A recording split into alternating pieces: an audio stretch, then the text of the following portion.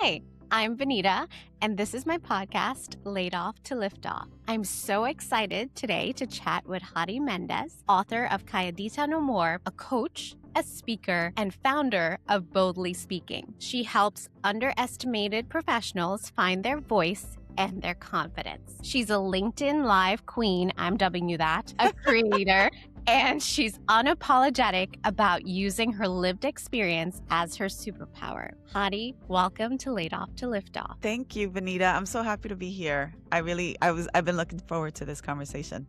I'm so happy to have you.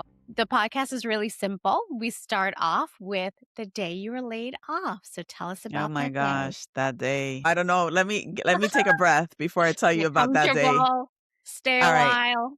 So this is the second time in history that I got laid off. The first time is like a whole other story, which I'm happy to share, but this is the second time, but it's the first time that I was surprised. I was surprised, and yet there was lots of hints that it was coming. My role quite literally was harmonizing two groups after Mm-hmm. a merger acquisition situation. Yeah, yeah. So I knew that I was like prime meat for this because Mm, the harmonization, I remember asking like, what if I do my job well, I'll be out of a job. And they're like, but don't worry, we'll like find you a new job. And I believe sincerely that that is what they would have done if they had the capacity to. But I think I okay. was definitely a target given the kind of role that I was in and where the organization was. And another kind of like little thing was that I was hired during COVID, and there was this perception that people who started working for the company remotely were like, we were, I don't, troublemaker maybe is too much of a word, but like, we didn't want to go in. Like no one wanted to go in. Right, But like in right. particular, the people who started remotely were like,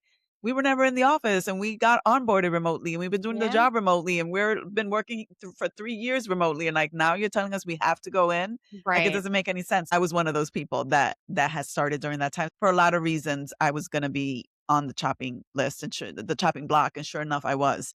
Mm, I would say that there were two things that I thought about first. One was how soon is this going to happen and how much severance do I have? And yep. then how long will I have medical insurance? Those were Yeah. the two things, because if you think about it, those are like the two things that Two we very need to real make. things. Yeah, we need to make Exactly. sure we could pay the rent. And then we Yeah, need to make sure we could go to our doctor appointments and not go broke. So those of are the two course. things that I checked for first. And my severance package was good. And also my official end date was not for another 2 months after Okay. that. I had like 2.5 months until the official day Mhm. started. And then I had like 6 months of healthcare after that. Okay. I was like good for like, let's call it somewhere between 6 and 9 months. Yeah, So I was you're like, comfortable, you're okay with yeah, that. it wasn't like immediate. Yes, I have to find a job in the next 6 months, but I'm not going to be on the street tomorrow. That's a blessing in and of itself, because we know that doesn't happen to everybody. I felt very blessed. I decided that I was going to go to Puerto Rico because that was what I needed, like a detox. I needed Yes, to just be still. I needed yes. to rest. I needed to rest.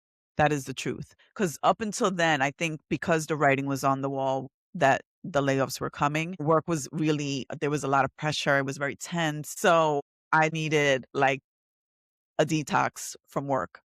Mhm. I called my cousin. I'm like, can I come and can I stay for like a month and a half or 2 months? And she was like, yeah, come on. So like I have Oh, family thank there. I'm God. Puerto Rican. So I just called my Yeah. cousin. So I had a place to stay. And before I went to visit her, I did like a little retreat for myself. I was in the retreat house maybe for like 3 or 4 days. It wasn't long. I got massages. I was meditating. I went for walks on the beach. So It was so relaxing. nice. And that's what I needed. I needed to be held because I was a little fragile. Yeah, Do you know yeah. what I mean, Vanita? Were you feeling a little bit that way too? Like I was like, if someone Oh, like, I felt all the feels. yeah, if It was someone like pushed me or like hit me like that, I would like fall apart. I was fragile. cried so many times. There would be random Yes. moments where the tears would just come, and I'm like, "Well, Yes. what is wrong with me?" Because it was like a Yeah. feeling I never felt before. Yeah. And the truth is that it's not personal. And I believe in my case, it was 10% of the population that got laid off that Mhm. day, which was 8,000 people. We all got Wow. told in an email, Oh, the and then email. they just cut off all our access. By and large, this was just like all over the firm, every department, every level, Yeah. everything. The interesting part was that I was a senior leader in the ERG space. Yeah. And they wanted to make sure that everybody knew it was affecting everything. So it was like, Mhm. even though I was a senior leader, I still got laid off and other senior leaders from other ERGs did too. So that like no one was quote unquote protected. And then that reminds me that then my manager was like, "Could you write a note to the ERG leaders after I was like laid off to just like Okay. kind of, but it was more or less so they could still feel motivated to do the work, even though Mhm. they know I was no longer there and there was nobody in my role. I guess I didn't have to, but like I did do it. Yeah, you He still did asked me it. to do it and I did it. How did that feel doing that? Muchacha. That was a big ask because I Yeah. was feeling like you said, the air was let out of me. And Mhm. for me then to have to write a note for them to motivate them when I Yeah. was feeling like someone just, like, ran over me, Yeah, who's motivating you? yeah, that was a big, big ask, but it was Mhm. hard, and I think, I have a way of saying something indirectly. That's I guess maybe a little superpower of mine. I kinda motivated them, but in a way that was like, "Be careful, because you might be next." But to Mm, the degree that you're there, try to make a difference. Because at the end of right. the day, I care about the people, and I still wanted them to have hope and be invested in their own careers, Yeah. but also to always be ready that there could be a surprise around the corner, so just be ready. Yeah. Life is full of surprises, some good, some Life bad. is life is full of surprises. When I was laid off, I was the only one in my friend group that was laid off. So I tried to tell them, Mm, like, I was comfortable. Don't be too comfortable. yeah, And if it could happen to me, it could happen to any one of you. that's So right. just be prepared. But also, I didn't want to be doom and gloom too. Yeah, yeah, So it was that it's the finding that balance. balance. Yeah. Yes, for sure. I was gonna say, I don't know how old you are, you look younger than me, but I'm in my 50s, and when there were layoffs, let's say, like, in the '90s or the early 2000s, Yeah. I feel like a lot of those were performance type of layoffs where it was like, Right. those people should have been fired, but they weren't, so then Right. they would do these layoffs every once in a while to, like, clean house. That is not what's happening today. No. What's happening today is like an abuse of power to some degree, I feel, and just very Agree. pervasive across anything. I think there's a lot more people feeling some type of way about it because these are top performers that are getting laid off and people that are subject matter experts and people Yes. that work really hard and there's Yeah. no performance issues. I feel like in the early part of my career, I was like, I'll never get laid off because I'm a good worker. Yeah. So it's like, Yes. that's somebody Yes. else. That ain't never You going to do be me. everything that you were told to do. You performed well, you climbed Yeah. up And the now it corporate doesn't ladder. matter. Yes. Yes. Now Yeah, it and doesn't matter. that's a good point too, because like I was a top performer. I'm not scared to admit that. I was very good at my job and I loved my job and I cared Yeah. maybe a little too much about my job. And there was points where I look back at people who weren't laid off and I'm like, how? Like that comparison But and especially that's how you know it's random, Vanita, because 'cause you're yeah. like, "Come on now. Come Yes. on now, like, this make it make sense." Yes, exactly. But then the growth and the acceptance happen and you're like, "You know what? Yeah.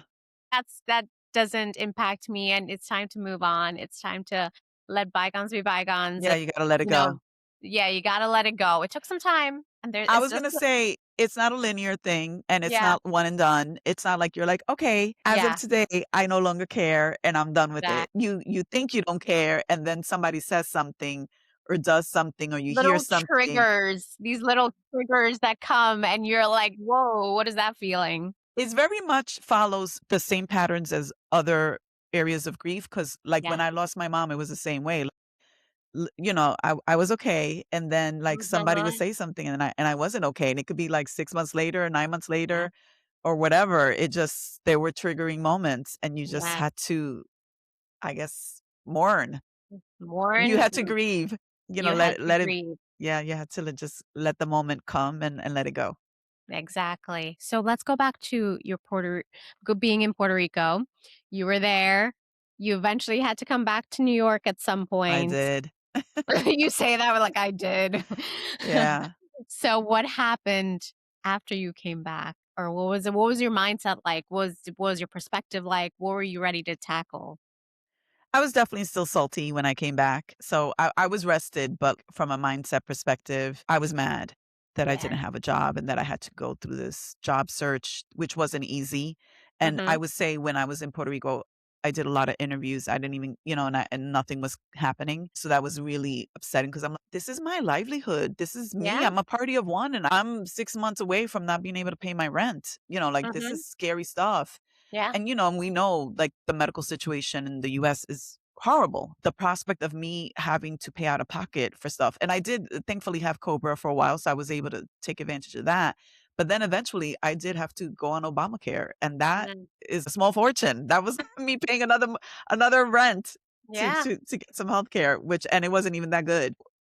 I didn't know all that obviously in that moment. All I knew is that time was running out, and where that first day when I was like, "I'm good for 9 months," I was starting to see the time Mhm. elapse, and I still wasn't any closer to my goal. So in the meantime, I did start my own business, and I kinda, like, soft launched it. I'm just gonna kinda do it while I'm waiting to get my job, to find my job, or while I'm Yeah. working. I won't say I'm waiting. I wasn't waiting for anything. As I was doing my job search, very actively, proactively doing my job search, I decided that I was also gonna soft launch my business. It was a side business then, but now it is my Yeah. main business now. In the meantime, people were coaching me. I was leveraging all my connections. I was having coffee dates with people that I hadn't talked to in years. I was, applying for like a gazillion jobs. I did have a fair amount of interviews. I didn't have a lot. I would say I applied for over 1,000 jobs. I probably had maybe 30 interviews, Wow. over 1,000 jobs, something like that. Like, I would say I got to the final round maybe in like 3 or 4 jobs, Mm. and then I didn't get the job, and I was like, "I'm unhireable. I don't know why. Like, I don't know how." And I went on a lot of podcasts, and I talked about my experience, and a friend of mine did a LinkedIn learning course, and I ended up Yeah. being a guest on her LinkedIn learning course. It was about, like, how do you stay positive during your job search? Yes. Because I feel Yes. like I was, like, the role model for how to stay positive. I was really trying, but in my heart and at night, I was going through it. And it Mm. finally g and that is ultimately what made me decide to stop looking for a job and just go, with my 2 feet into the business. I would say maybe like 9 months in or something. I can't take this rejection anymore. It was Right. wearing on me. It was so, I really was starting to doubt myself, and I'm like, Yeah. I can't do this. Like, this is not Did sustainable." you did you ever consider yourself to be an entrepreneur before starting your own business? No. No. No. No, never. I remember I did a like a workshop type of thing on like my experience, and I was like, I didn't choose the entrepreneurship life. It chose me. Chose you. I was not looking to do this. I always wanted to do like a little side hustle, like, Yeah. as the young people say. Like I wanted like a little 5 to 9 gig that maybe over time could be something I could retire into. Yeah. Was gonna do that slowly, gradually, at my pace. This was like the Band-Aid was ripped off. Guess what? Yeah. You're now an entrepreneur. Good luck. So what Here's your parachute. Good luck. There you go. So when did you, like, get your first, like, p paid client, and what was that feeling like? Very quickly. I would say Really? even before I was officially an LLC, I got Ah. a client because I got laid off in January, and then March was Women's History Month, and I Yeah. got 3 or 4 gigs for Women's History Month. That They wa all that kinda was your came. month. That was Yeah, they all came shine. to me. It's kinda weird. I had a very good first year. That was 2023, and I feel like then the attacks on DEI started to come, and that's the Right. work that I'm in. So then I had some really crappy years, and, Mm. it's starting to level off a little bit, and this Okay. year's okay. But that first year was still we were riding the 2020 Black Lives Matter movement and, all the, attention that Yeah. equality and, DEI broadly got during that time, that Yeah. 2020, 2021 timeframes. I would say we were still riding that wave afterwards. I would say the bubble burst and, it just took a different Yeah. direction. Yeah. What did what surprised you the most about being an entrepreneur and launching your own business? I was very confident. I've been working my whole life and I'm smart, so therefore I'll be good at all the things. Yeah. And and I could technically do all the things, but I'm not good at all of them in the same Mm. way. There's some things that I'm much better at. Yes. Mm, you know, I think a good example is marketing. I think marketing is really hard, and you have to be marketing a lot when you have a business. You're like, "Oh, people know me and my reputation's good." That shit doesn't matter. Sorry. Exactly. You gotta hustle. It's work. You really, yeah, you have to And you always have to be at the top of your game. It's not just, I have a reputation, so now I can just sit back and relax and people will find Mhm. me. That's not how it works. And, it's quite I would say the space I'm in is quite noisy. So there's a lot of people doing this. There's so many people that have started a business in the last like 4 to 5 years. There's a lot of competition out there. I'm not the only game in town. So therefore, I have to always be proving myself and reaching a new audience and pivoting and, talking about new things. So, well, I think at the beginning also, I was like, I'm going to be a DEI consultant. What does that even mean? And it's like so Yeah. big and so broad. I had to really find my niche and then also continue to evolve as that space evolved. And it has evolved quite a bit. DEI is a good Yeah. example of a space that Yeah. has changed so much in the last few years. You have to be like very nimble and also adaptable. I've learned to be that way. I don't want to say that that's not my favorite way to be, but I am a person of organize and methodology and approach. You should have all of that, but you also need to be nimble. I think AI just is like changes how people work. And so if I'm talking about employee, retention and I'm talking about employee engagement, then AI affects that because Yes. AI is being used in every dimension and these are these are people we're talking about. And I think, employee engagement and retention is very people oriented. So you can't just like throw it into an AI tool and be like, "Oh, good luck." Well, you still need people because you're dealing with people and Yeah, for y sure. yeah, so anyway, it's complicated, but I have found that I've needed to be quite adaptable, and that's the biggest skill that I needed, and I didn't know that to start with. So, your business, you were job searching, started your business. You decided to go full throttle on your business at some Yeah. point. And then where did the book come in? When did you know you wanted to write a book? Yeah, I think it's twofold. One is that I started to see more people were writing books, and I'm like, "This is Mm. accessible. Yeah. If they can do it, I can do it. I know them. And, we're similar. If they, it's possible." I guess, that was the vibe that I got. And then the other thing is that I knew for my business, I was like, well, that would be a really good way to get onto more stages and get into bigger stages and Yeah. get paid more and just be known for, I'm mostly a speaker and I'm a leadership coach and I work with employee resource groups. I offer a couple of things. They're all very much related. I felt like a book could help me with all of the things that I was doing. I thought about it and I'm one of those people, bless my heart, when I decide I'm going to do something, I do it. So, I love but I won't tell anybody until I know that I'm doing it. I'll be sitting on it and then it's official. I announce it and then I'm definitely doing it. And so that's how See, I was with the book. I'm the opposite because I had all these like 2026 goals and I made it public. Now I'm holding myself accountable because Yeah. now I've told people about it.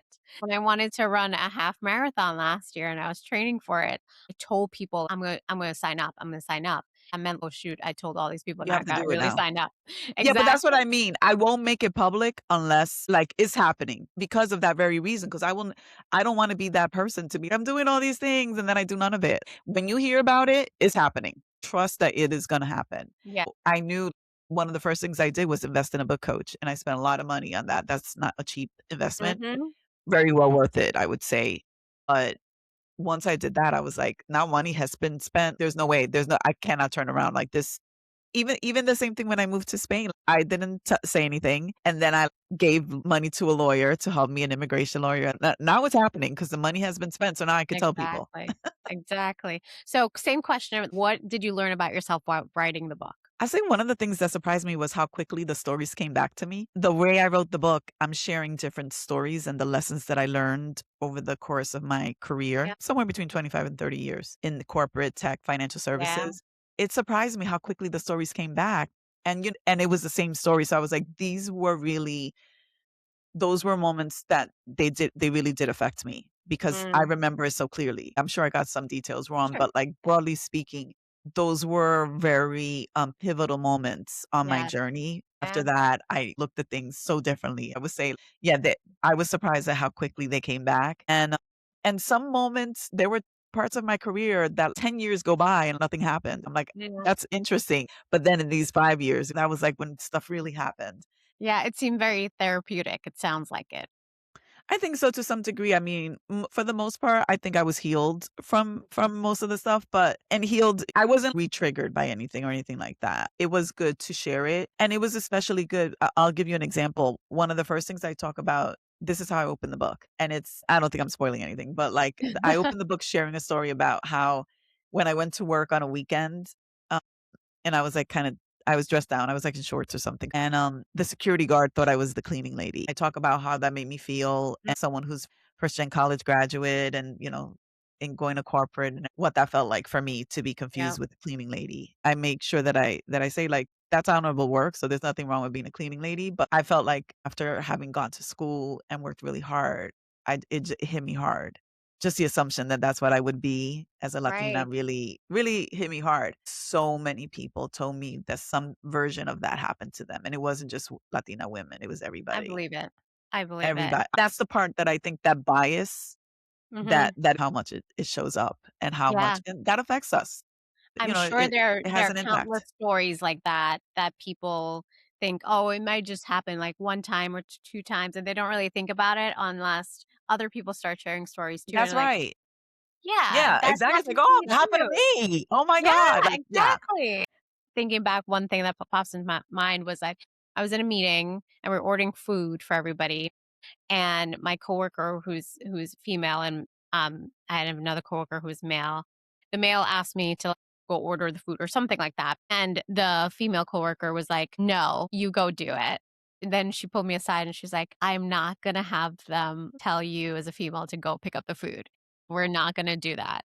I never really thought about it like that. I was just Yeah. gonna, like, go get the food. I have a story related to that too, but I don't talk about it in the book. But yeah, I applaud your coworker for doing that. And sometimes we don't notice, We it's don't. true. Yeah, sometimes we don't even notice that the Yeah, thing is happening. And but then all of a sudden, we're associated with serving food and we're like, but not exactly, for nothing, but I'm actually a really good fill in the blank. I'm a good customer success manager, or I'm a good business development manager, I'm a good whatever that I am.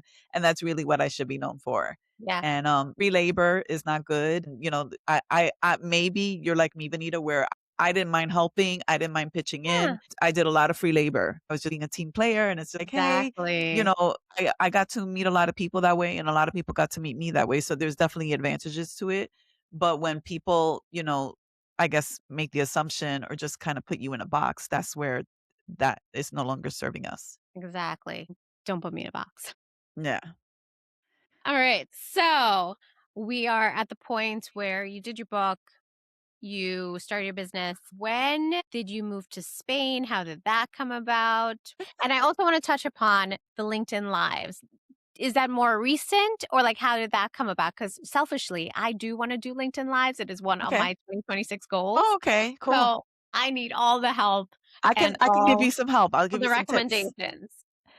I've actually have 3 shows, but one of them is kind of on hold right now because it's a DEI related show and I couldn't get any guests, so I had to put it on Sure. hold. But I have 2 shows now. One is called Latinas Front and Center. I've been doing it for 2 years. So that's been commitment and it's like almost every week for 2 years, Okay. I've been interviewing a Latina and learning more about their Nice. story. And I've interviewed people from every walk of life, every job you could imagine, from lots of different countries. So, Latinas, being a Latina includes like, I don't know, 20 plus countries. I've tried Yeah. to include people from different countries, maybe that look different, because we all kind of present in a different way. And I want to make sure I have Yeah. Afro Latinas and I have white Yeah. passing Latinas and everything in between, people who speak Spanish, people who don't, people who were raised by Mm. abuela, people who were raised by their own parents, everything, all the things. I've interviewed, I think maybe like 70, 80 women by this point, and it's been Wow. lovely. And it's nice because in the beginning I had to ask people, will you do it? And now Yes. I get lots of offers from people to be like, Yes. Yes. hey, can I be part of your show? So that's lovely and I really like it. And then the other show I started maybe 9 months ago, and it was when the book was launched.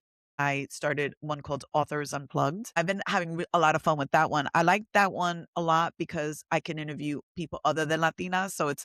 I have my Latina show, and I love that for Yeah. us. And then I have a show where I can interview everybody. I still end up interviewing a lot of Latinas because there's a lot of Latina authors out there now. That's And fantastic. and I prioritize not like, I guess, underestimated or underrepresented authors. So queer, black, brown, I've had disabled. I feel like I've had just about every type of author, but I'm always looking for new authors too. And I've had some really like spectacular, really like best-selling, have made big lists. Their book is like all that in and like a bag of dipsy doodles, and they've been on my show. So it's been really lovely. That's been lovely. Now that I am an author, it's nice to have author friends and talk about like, "Oh, Yeah. you did that? How did you do that?" Like, Yeah. It's like "Okay, a you little online yeah, community yeah, you're yeah." creating. It's nice. It is really nice, and it's nice to get to know the person behind the book, and that's what I try to do. So that's what the space is about. Is like, yeah, they wrote a book, and we'll talk about the book for sure, but we wanna get to know them, and I think when people get to know the author, they'll be more inclined to buy the book. It's just Yeah. like, "Oh, Yeah. wow, the other person's so interesting." Like, yeah, now I'm really interested in buying the book. And so Yeah. that's what it's Yeah. about. It's just like we're human also, and it's nice to hear the backstory. So because that obviously informs Yeah. how the book is written and what the books typically are about. All right, now, Hadi, I have to buy your book because now I really want to hear these stories. You should. Yeah, I think you'll love it. I'm gonna go buy the book after this, and hopefully it comes before my vacation on Friday, so I can read There's it. also there's also an audiobook and ebook, so if you're I like interested. physical books. I Okay, like you like old physical books. school. I like the pages, the smell of new pages. There's some reflection questions at the end of each chapter, so I think that'll be really nice too. But yeah, I think Yeah, you'll like it. I wrote it from the point of view of as a Latina, but it's for everybody, and I yeah, hope that everybody sees themselves even a little bit. Some yeah, some for people are gonna see sure. themselves a lot, and I think some people will see themselves a little bit. But Yeah, I've gotten feedback from non-Latinas that, yeah, like, the book spoke to them too, and yeah. it was very Well, I relatable. always get mistaken for a Latina Yeah, because I can see that. I grew up. Well, I moved to New York in 14 and when I was 14 years old, so I went to New York City public school, and it was my first um interaction with Puerto Ricans and Dominicans because I grew up in Trinidad with Blacks, Indians, Asians, but like never Puerto Ricans and Dominicans. Mm, So I went to New York City public school, and like 90% of the school were Puerto Ricans and Dominicans. And I yes. was just so full of culture shock Yes. because I didn't know Spanish. And I'll tell you a funny Ah, story because the students would say, mira, mira, mira, mira. yeah. Because look, I didn't know that. And I was like, why is You thought they everybody thought that was your name? the same thing? And also, in Trinidad, being of Indian descent, Mira is actually an Indian name, Mira. Mira, yeah. So I thought everybody was called the same thing. And when I found that out, what it actually meant, I'm like, Vanita, you're so stupid. That can never be the case. So anyway, That's funny. Well, you know what? Do you know Spanish now, Vanita, or have you I learned do more? not speak Spanish. I just know a couple words here and there. Okay. But I use Spanish in the book, and actually every chapter starts with a different, like, saying, and okay. I say it in Spanish the way we would say it, and then I translate it to English for everybody else. So you'll learn a little bit of Spanish There in you the go. book. All right. Sold. But yeah, I had to tell you that story because I That's just awesome. That's a good story. Where'd you go to, like, school at? What borough were you in? I was in Manhattan, so I went to it's called Norman Thomas High School. Oh, I know Norma Thomas. I went to Murray You Bertram. We were really? Yeah, of What? course. Well, do you know Murray Bertram? Know the name. Yeah, we were like competitor schools. So I was between Norman Thomas and Murray Bertram. Did not know that. That's hilarious. Yeah. Oh, that's so hilarious. Oh my gosh. Small world.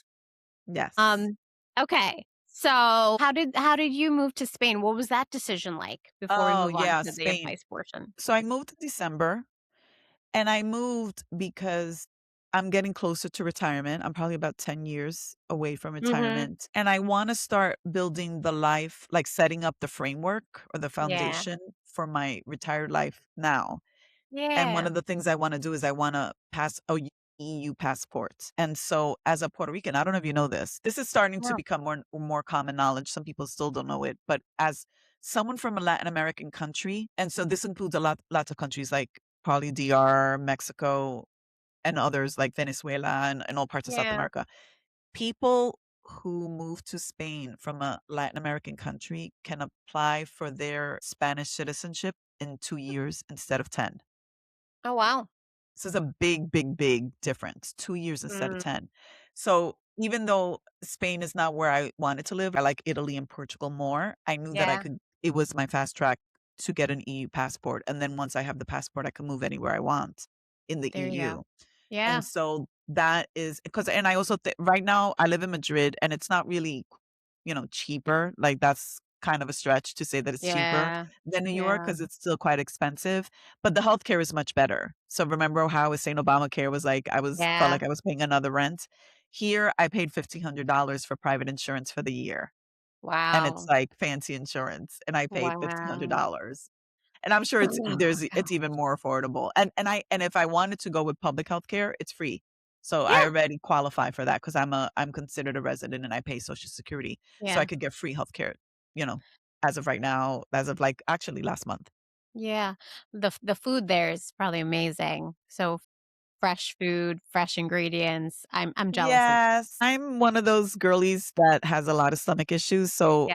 I'm not doing that well, but I will say as someone who eats gluten-free, it's more available, readily available than in the Yeah. States. In the States, I still have to go in and I already know, like I walk in the place Right. and I'm like, yeah, there's not gonna be anything Yeah, here. yeah. But here, almost always I find something. I eat gluten-free croissants like all the time, and that's so hard to get in the States, and especially one that tastes good, and here they all taste good. I didn't know that was even a Yes, thing. girl, they're good. Gosh, I long to go back to Spain and Italy. I just love Europe. Who Yeah, it's really doesn't? nice. It is nice. It's different. It's just different. I mean, I think I The pace that people are on are just, like, so slow and so yes. relaxing. I realize that I at this stage in my life, I'm almost 40, and I have 2 small kids, so it's always go, go, go, but I'm like, Yes. "One day, I just wanna relax. Yeah. I Just was gonna slow say for down." me, I'm still, like, in a New York state of mind, so to speak, Yeah. so I'm booking through like, the mornings, I'm pretty busy because 'cause I'm running errands, then in the afternoons is when I take all my calls and do my podcast, my live shows and things like that. Yeah. I'm working probably till 7 or 8 o'clock at night on most days. I have a long day, and I keep very busy. I do take Fridays off, and that's how I set up my life, but I still work a lot, and I'm very eager and excited Yeah. to enjoy the life here 'cause I Yeah. still don't feel like I enjoy it as much as I should. It'll come with time. And also you're an entrepreneur. It just keeps Mm, going and going, you I know how hear, that so goes. Yes, it's a lot of work. all right. So the last bit of the show is your advice for people who are laid off or think one is coming. What's some words of wisdom that Hadi can share? Yes. Well, first I'll say that a layoff can happen to anyone at any time. No one should be that comfortable or that sure that it's not going to happen to them. It can and it probably will. Let me tell you. Ooh, I'm going to tell you a very sad story. I work with college students, and one of my scholars that I work with told me this week that she got her internship offer rescinded because the company can't afford to bring in interns this summer. So they rescinded the offer, and it was 2 weeks before she was supposed to start working. So you could imagine what shape that company's in that they made that kind of decision so late in the Mhm. game. Like, it's really sad. Like, Yeah. and, like, they're not even graduating from college yet. She's like, I don't know how many, like, tech layoffs I'm supposed to have in a lifetime, but I'm glad I got the first one out of the way, and I feel Oh, so bad for her. She's not even a junior in college yet. She already got, quote, unquote, like, "let go." And on the one hand, I'm like, it's good you got to experience it because that's realistic, and yeah. no one can ever be too sure. So that's Yep. realistic, but I also feel really bad because that's a hard pill to swallow at a very early Mhm. age. Yeah. I would say, always be ready, always have be activating your network, be out there meeting people, be always curious about what other people are doing, open to learning. You know, be as clear, gain as much clarity as you can on the things that you're good at and that you enjoy so that if you are ever let go and you maybe find yourself having to be an entrepreneur, at least you maybe have an idea of what you might pursue and what you might be good at and where maybe there's a gap and there's an opportunity for you to really build something that is needed. So if you are someone that's inclined to do like a 5 to 9 or a side hustle, I would encourage you to do it because that might help you to land on your feet better. Always have that little something in your back pocket. And don't be afraid to take a bridge job if you need to until you're in between jobs. I worked at Athleta for 1 year and I worked at a bookstore for another year as I was, one I did while I was looking for work and the other one was even when I was an entrepreneur. I was like, you know what? Bookstore's kind of fun, especially because I'm about to be an Yeah. author and I could use the cash to buy coffee and it helped to fund all my bad habits, my retail shopping and stuff like that. It's like, well, my gluten-free snacks are very expensive, so let me go get that job, and then I have a little extra money with which to do that. So don't be afraid to do things that are either fun or where you could get a nice discount. Because when I worked at Athleta, that was 50% off at Athleta, Old Navy, Gap, and Banana Oh, Republic. That yeah. was a very good. Trust me, that was a good deal. I saw when the stuff dropped because I was there every day. So I was like, oh, let me put aside my Yes. size because I'm gonna get that next week or I'm gonna get that later. So it was fun. And because I loved the brands, then I was able to sell really well. And with the same thing with books, like I loved books and I loved, so when people would be like, oh, I'm going to go to the beach and I'm looking for a book, or I'm going to travel and I'm going to be on a plane for 10 hours. What should I buy? And then it was always fun to be like, oh, well, what do you like? And have you read this yet? And if you like that, then you like this. So I'm good with retail type jobs. So, There so you go. both of those were very fun for me. But I would say, anyway, I think I gave lots of advice there. So hopefully All something right. for everyone. Yeah. And lastly, how can we support you as we end the show? Oh, yeah. Well, thanks for asking. I would say definitely check out the book if you haven't already. The book comes in 4 formats. So if you like paperback, hardcover, an ebook, or Mhm. even you could listen to the audiobook. And I narrated it myself. So I like the audiobook personally. That's my favorite version. But whatever version you like, the book is an award-winning book. I won 2 Firebird Book Awards, one for the cover and one for my multicultural memoir. And if you're an ERG leader or someone who works with ERGs or supports ERGs, I do a lot of ERG work. I'm a speaker. I do roundtables and I do speaking engagements. So you could support me that way. In the worst case, if all else fails, you could come watch my shows on LinkedIn. So I'm on LinkedIn Live Tuesdays and Thursdays. Both my shows come on at noontime. Latinas Front and Center is on Thursdays, and then Authors Unplugged is on Tuesdays. Perfect. I will link all of that, your Substack, your LinkedIn, everything on there. Thank you. Thank you for sharing your story, your words of advice, and just learning more about you. So thank you, Hady. And to the listeners, have a great day. Thanks, Vanita. Bye, everybody.